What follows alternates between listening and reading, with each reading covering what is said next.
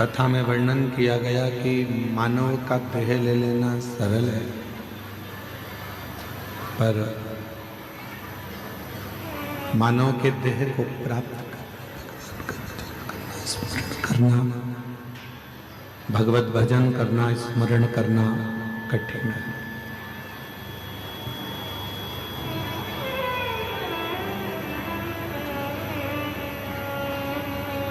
शरीर तो किसी को भी मिल जाता,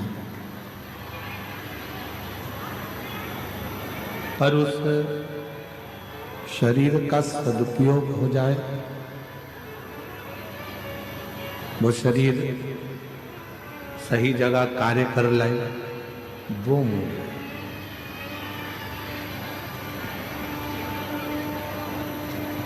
एक गुरु का बहुत बड़ा कर्तव्य होता है, बहुत बड़ा कार्य होता है, बहुत बड़ा कार्य होता है।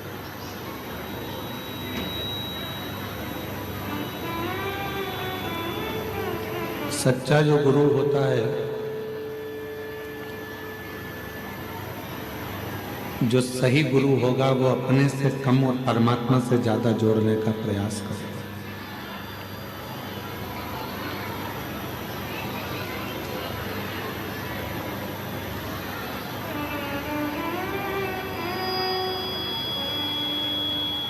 क्यों? क्योंकि वो चाहता है कि वो परमात्मा से जुड़े, भगवत भजन करे, भगवत स्मरण करे, भगवत नाम में रमे, और उसका जो जन्म हुआ है वो जन्म को सार्थक कर ले, वो जन्म को फिर वो वापस लेना ना पड़े, वो मुक्त हो जाए उस जन्म से।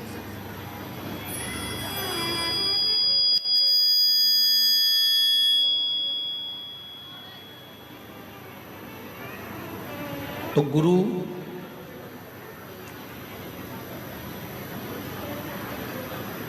अपने शिष्य को परमात्मा से जोड़ने का प्रयास करता है।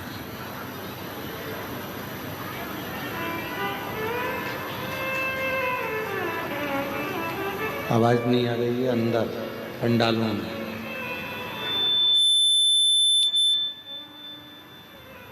गुरु का सबसे बड़ा कर्म होता है, वो ईश्वर से अपने शिष्य को जोड़े।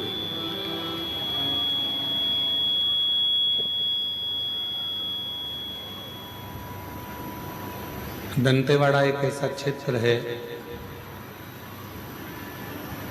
बस्तर की पवित्र धरा एक ऐसी धरा है, जिस क्षेत्र में, जिस धरा में बहुत से संत और बहुत से गुरु हुए।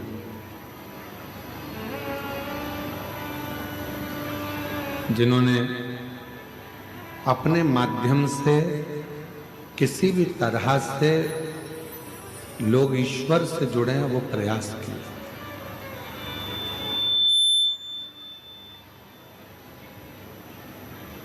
और बस्तर का जो भूमि है, ये भूमि तो एक ऐसी भूमि है जहां शंकर भगवान भी एक बार गुरु बनकर आए।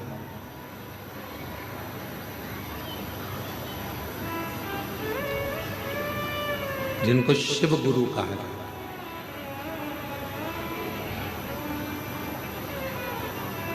आप सभी के नजदीक में इंद्रावती नदी है। जो इंद्रावती नदी अविरल बहती रहती है और बाद में जाके माँ गोदावरी से उसका मिलन हो जाता है।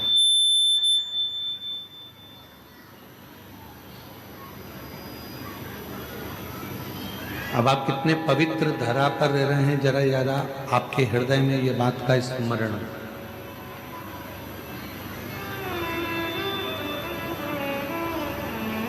जब इंद्र अपने पथ से भटक गए और इंद्र अपने पथ से भटकते हैं तो इंद्र की धर्म पत्नी इंद्राणी ने ये विचार किया कि मैं मेरे पति को वापिस अपने पास लेकर कैसे आऊं।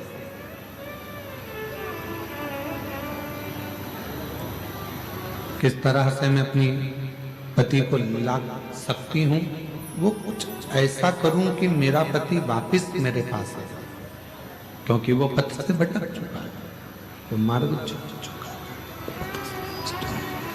छोड़ चुका है, पथ से भटक गया।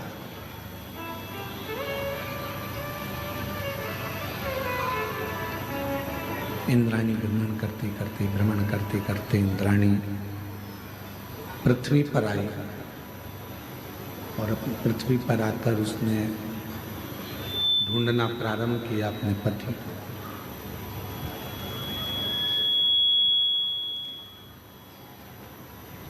अब वो ढूंढ रही है। माँ दुर्गा भवानी आदि शक्ति माता पार्वती जी ने उसको दर्शन दिया और माँ पार्वती जी ने दर्शन देकर उसको कहा कि शिव की आराधना के सिवा तुम्हारा पति अपने मार्ग पर आ ही नहीं सकता।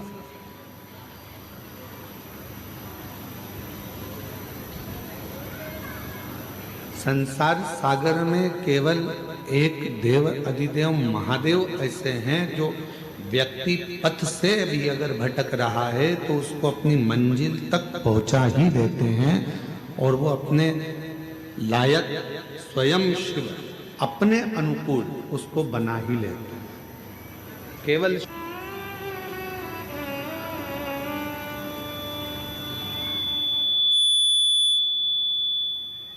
केवल भगवान शंकर।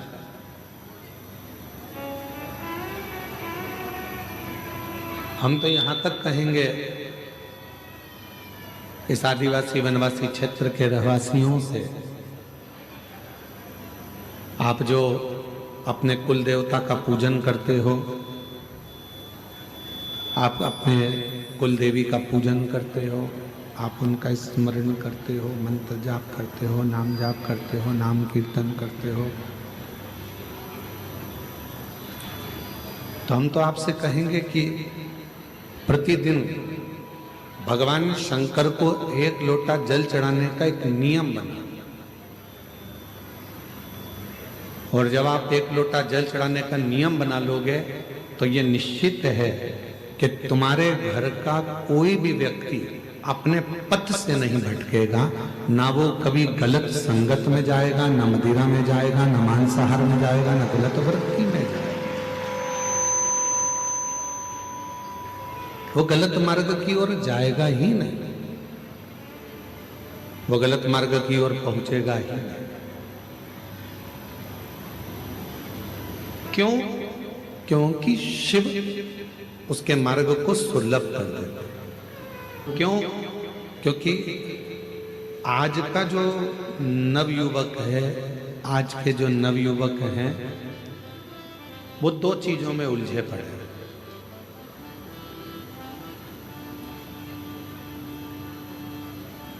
आज के जितने भी युवान बहन भाई हैं वो दो चीजों में उलझे पड़े हैं। आज का जो नवयुवक है, आज का जो नवयुवक है वो दो चीजों में उलझा हुआ।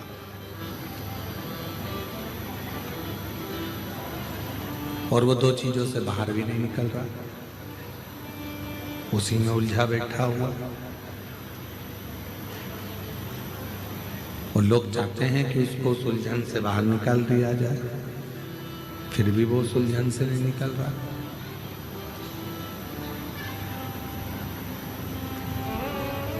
आज के नवयुवक दो चीजों में उलझे हैं, एक उलझे हैं कैमरे में और एक उलझे हैं कमरे में। ना वो कैमरे से बाहर निकल रहे हैं और ना वो कमरे से बाहर निकल रहे हैं।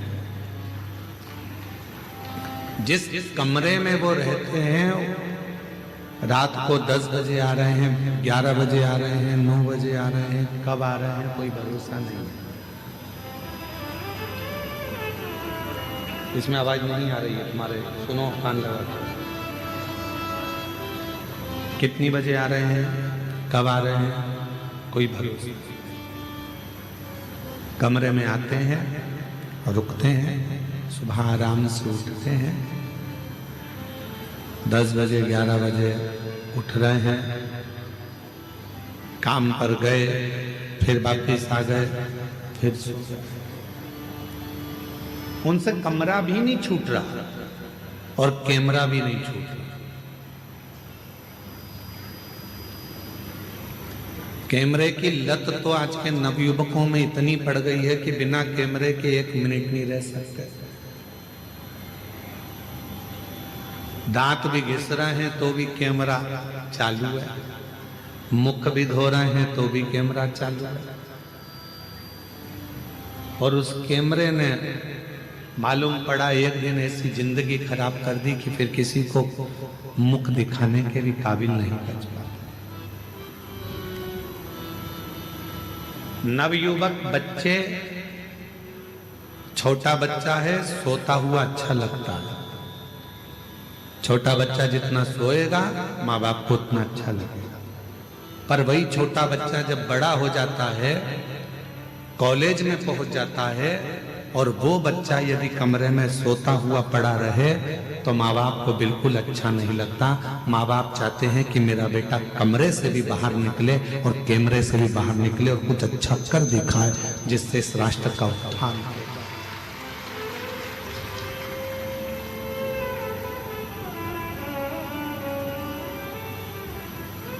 वो निकल ही नहीं पा रहा।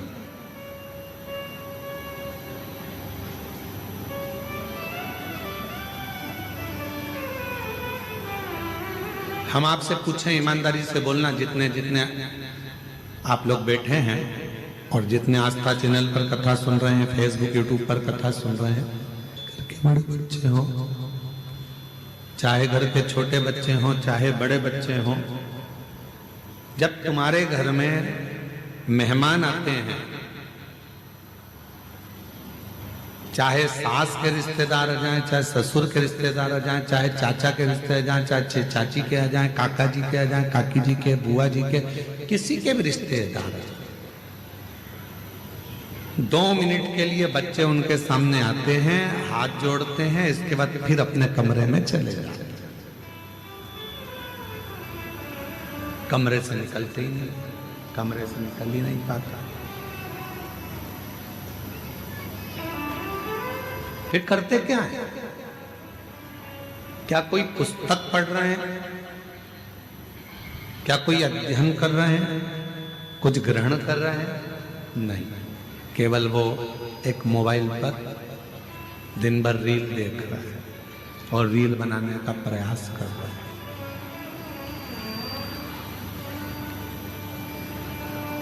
दोनों रील देख भी रहा है और रील बनाने का प्रयास भी कर रहा है। मेरा निवेदन है मेरी जीजियों, मेरे जीजाओं, मेरी बेटियों, बेटाओं, मेरी माताओं, मेरे बुजुर्ग माता पिताओं से अपने घर के बच्चों को एक प्रेरणा दो और उसको बताओ कि तुम्हें विद्या अध्ययन कर कर, रात दिन एक कर कर, अपनी पूरी मेहनत कर कर, पूर्ण परिश्रम के साथ में आगे बढ़कर कुछ ऐसा कर दिखाना है जो हमारे क्षेत्र के लिए भी श्रेष्ठ हो और हमारे घर के लिए भी श्रेष्ठ हो।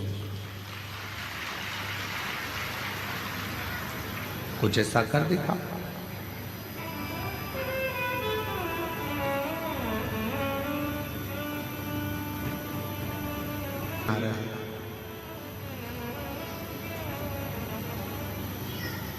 आम का फल बड़ा होता है कि बीज बड़ा होता है? उत्तर तो जल्दी से हो, दंते बड़ा वालों बोलो, गिदम वालों। आम का फल बड़ा होता है कि बीज बड़ा होता है? फल। पपीते का बीज बड़ा होता है कि फल बड़ा होता है? फल। बीज छोटा है, फल बड़ा है। अंगूर का बीज जो होता है उससे अंगूर बड़ा होता है कि छोटा होता है? बड़ा होता है। जाम, बी, अमरूद, अमरूद का बीज छोटा होता है और अमरूद का फल बड़ा होता है। सेब का बीज छोटा होता है और सेब फल बड़ा होता है। तरबूजे का बीज छोटा होता है और तरबूजा बड़ा होता है। खरबूजे का बीज छोटा होता है और खरबूजा बड़ा होता है। उसी तरह याद रखना, जिस कर्म को तुम कर रहे हो वो कर्म का बीज भले छोटा हो पर फल हमेशा बड़ा ही होता है। उस कर्म को उस हिसाब से करना कि हमें फल मिले। बीज छोटा होगा पर फल बड़ा।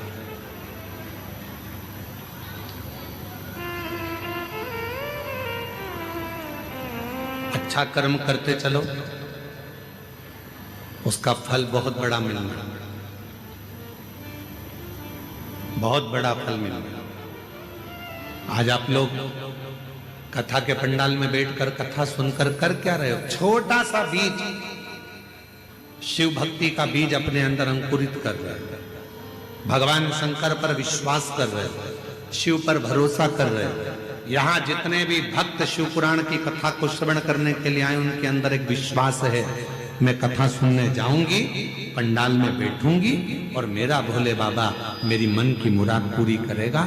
वहां तुमसे कह दे कि हमारे पास में आकर बैठ जाना, हम तुम्हें करोड़ों का धन दे देंगे, व्यर्थ की बात है। कोई तुमसे कह दे कि मेरे पास आकर बैठ जाना, मैं तुमको ऐसा कर दूंगा, व्यर्थ की बात है। मेहनत तुमको करना है, कमरे से बाहर तुमको निकलना है, परिश्रम तुमको करना है और साथ में इतना परिश्रम करना है, इतनी मेहनत करना है कि उसका फल तुमको ही प्राप्त होगा। बीज भले छोटा हो पर फल बड़ा ही होता है। उसी तरह हमारा आपका कर्म, आप क्या कर रहे हैं, कैसा कर्म कर रहे हैं, ये आपके ऊपर निर्भर करता है। यह आपके ऊपर निर्भर करता है, आप कैसा कर्म कर रहे हैं।